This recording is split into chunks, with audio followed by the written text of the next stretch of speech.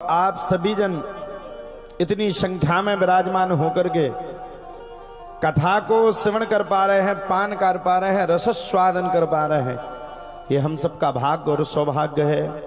और भागवत में भी लिखा है, भाग्योदयन बहुजन समर्जितेन। जब भाग्य का उदय होता है तब भागवत की कथा मिलती है। भाग्योदयन बहुजन समर्जितेन, भागवत कह रही भाग्य का जब पुनः पुनः पुनः पुनः हर बार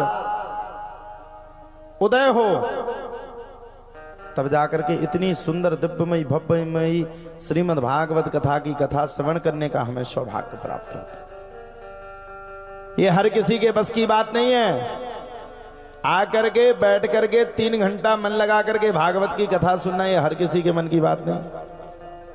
अगर हर किसी के मन की बात होती तो सरीला में कितने लोग रहते हैं, इतने रहते कि पूरा पंडाल भर जाएगा। अच्छा, जो व्यक्ति कथा सुनने के लिए नहीं आ रहा है, कभी आप उसका चिंतन भी मत करो।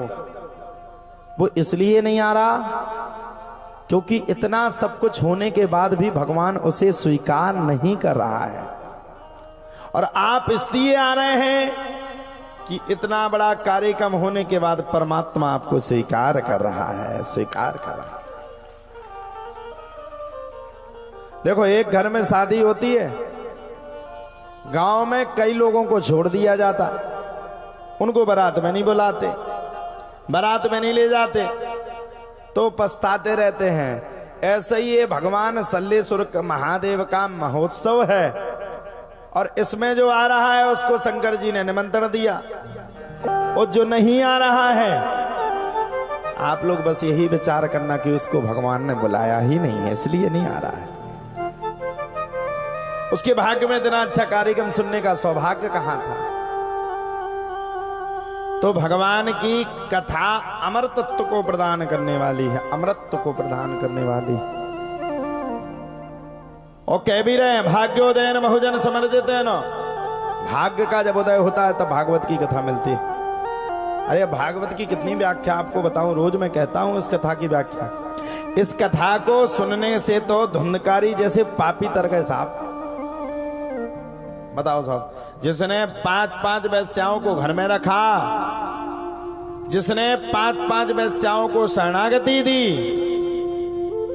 और यहां तक कि जिसने वेश्याओं के प्रति मनन किया और अपने माता पिता का अपमान किया, और ऐसे व्यक्ति को मर जाने के बाद प्रेत योनि मिली, और उसी प्रेत योनि में अगर उसने भागवत की कथा सुन ली तो उसमें भी इसका कल्याण हो गया, कल्याण हो गया। हम लोग बड़े भाग्यशाली। मैं कुछ जानता नहीं, कथा वक्ता अच्छा वाला हूं नहीं, मैं तो बस सिंपल एक ही बात करता हूं। ज्यादा ज्ञानी और ध्यानी पुरुष को भगवान बार बार नहीं मिलते। देखो, भगवान कहते ज्ञानी होना ये तो आवश्यक, ध्यानी होना ये तो आवश्यक है, लेकिन ज्ञानी के साथ साथ आपका जो मकान है उसकी साफ सफाई करना भी अति आवश्यक है। आप ज्ञानी हो गए, ज्ञान का मार्ग चुन करके, सतत मार्ग चुन करके बैठ गए, आपके मन में अभिमान की बास है, अभिमान आपके अंदर बैठा हुआ है, विराजमान है, तो आप कुछ भी नहीं कर सकते हो, जीवन में कुछ नहीं कर सकते। हम तो परमात्मा से, आप लोग विश्वास मानिए, सभी शरीला वाले विराजमान हो, हम तो परमात्मा से हाथ जोड़ करके निवेदन करते हैं कि हे मेरे प्रभु, संसार में कुछ देना मत देना, लेकिन कभी जिंदगी में अभिमान को मेरे पास कभी मत आने देना। क्योंकि मुझे अब पता है, जिस दिन अभिमान मेरे घर पे आ जाएगा उस दिन मेरा भगवान मुझसे दूर हो जाएगा, और मैं हर हालत में अपने भगवान को दूर नहीं कर सकता हूं। लिखा भी है, किया अभिमान तो फिर मान नहीं पाएगा। और सुन लो, होगा प्यारे वही जो श्री राम जी को भाएगा। तो जिस स्थिति में परिस्थिति में परमात्मा आपको रख रहा है उसी में रह लीजिए, लेकिन कभी उससे शिकायत करने मत जाइए। आपने कुछ नहीं किया, हमारा ये वाला काम नहीं किया, वो वाला काम नहीं, उससे कुछ मत करो। जितनी संसार में आपको चिंता है उससे ज्यादा भगवान को है। अच्छा एक बात बताइए, संसार में भगवान ने साथ किसका नहीं दिया? अगर हम परमात्मा से ये कह दें कि तुमने हमारा संग नहीं दिया, तो वास्तव में हमसे बड़ा गद्दार इस संसार में कोई दूसरा पैदा ही नहीं होगा।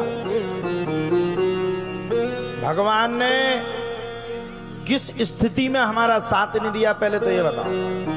कोरोना का समय आया 2020-21 में, सबने साथ छोड़ दिया, अच्छे अच्छे वैज्ञानिकों ने साथ छोड़ दिया, माइंड स्पेशलिस्टों ने दिमाग छोड़ दिया, डॉक्टरों के पास कोई वैक्सीन नहीं, किसी भी प्रकार की कोई व्यवस्था नहीं, डॉक्टरों ने भी कह दिया भैया मेरे बस की नहीं है, भगवान के पास जाओ। और आज जो आप साबित बैठे हो, कोरोना जैसी महामारी से निकल करके बैठे हो, वो सल्लेश्वर की कृपा और संकट मोचन की दया के कारण यहां पर साबित बैठे। शायद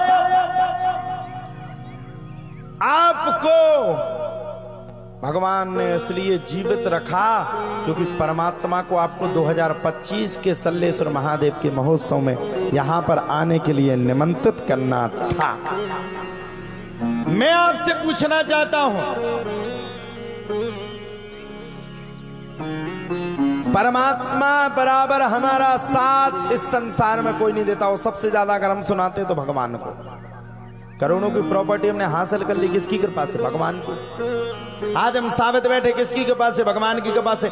हमारे हाथ चल रहे, उंगली चल रही, हमें भगवान ने इतना अच्छा मोह दिया, बोलने के लिए वाणी दी, चलने के लिए वाहन दिया, बैठने के लिए घर दिया, सोने के लिए मकान दिया, कहीं जाने के लिए किराए की व्यवस्था, बैंक बैलेंस की व्यवस्था कर डाली।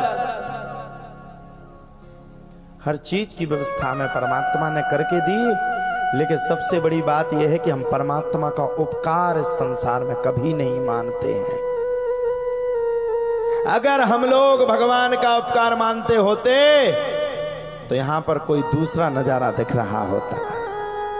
हम लोग एक दूसरे की टांग खींचने में लगे, ये कार्यक्रम कैसे फेल होगा, ये वाली कथा फेल होना चाहिए चाहे कुछ हो जाए, ये कार्यक्रम को बिल्कुल सबसे नीचे जाना चाहिए। ध्यान रखना, इस कार्यक्रम को ना तो महेंद्र मंत्री जी करवा रहे हैं, ना आप करवा रहे हैं, ना हम करवा रहे हैं, ना ऋषि कृष्ण नामक कोई व्यक्ति करवा रहा, ना यजमान करवा रहा, ना सरीला ग्राम करवा रहा। इस कार्यक्रम के संरक्षक स्वयं शंकर भगवान हैं और शंकर भगवान के इष्ट भगवान कृष्ण कन्हैया है। और जब इतनी बड़ी बात है तो कोई इस कार्यक्रम का बाल भी बांका नहीं कर सकता।